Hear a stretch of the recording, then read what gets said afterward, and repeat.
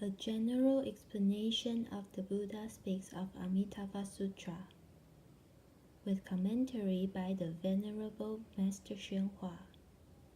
Verse for opening a sutra. The unsurpassed, profound, and wonderful Dharma is difficult to encounter in hundreds of millions of yawns. I now see and hear it, receive and uphold it, and I vow to fathom the Tathagata's true meaning.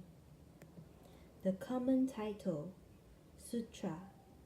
A sutra is called a tallying text. It tallies with the wonderful principles of all Buddhas above and with the opportunity for teaching living beings below. Each time I explain a sutra, I add more meanings to the word. If I told you all of the meaning at once, you would never remember them. Or if you did, the next time I spoke about it, you would say, I know all about it. A sutra strings together, attracts, is permanent, and is a method. The master certainly is repetitious. So I explain the term sutra bit by bit. In this commentary on the Amitabha Sutra, I will discuss 5 of its meanings. 1. Basic Dharma.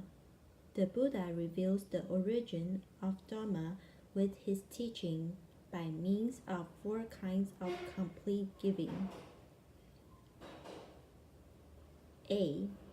Mundane complete giving, using ordinary methods of expression. B. Curative complete giving, curing each living being of his particular problem. C. Complete giving, that is for everyone, teaching for the sake of all living beings. D. The complete giving of the primary meaning, giving the highest principle to all beings. Ultimately, the Dharma cannot be spoken because there is no Dharma to speak. But by practicing the 4 kinds of complete giving, the Buddha reveals it. Thus, the word sutra has the meaning of basic Dharma. 2. Subtle Dharma. Unless the profound and wonderful doctrines are elucidated in the sutras, no one can know of them. 3. Bubbling spring. Principles flow from sutras like gushing water from artisan's well. 4. Guideline. To make guidelines, ancient carpenters and stonemasons use a string covered with black ink.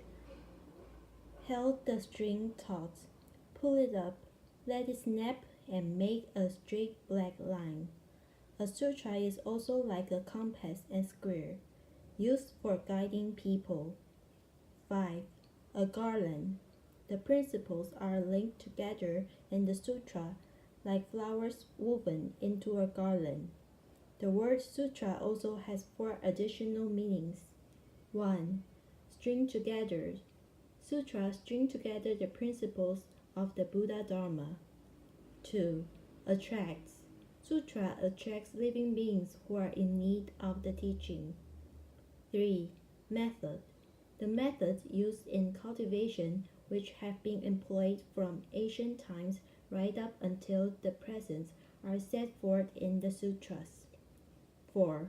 Permanent. Sutras are permanent and unchanging. Not one word can be left out or added to them, and heavenly demons and no Buddhist religions cannot hear them, harm them. The word sutra also means a path. If you wanted, for example, to go to New York and didn't know the way, you might run west instead of east. You could run all your life, but you would never get to New York. Cultivating is also like this. Unless you know the road, you may practice forever, but will never arrive at Buddhahood. Sutras are also a canon. fixed documents to rely upon when cultivating according to Dharma.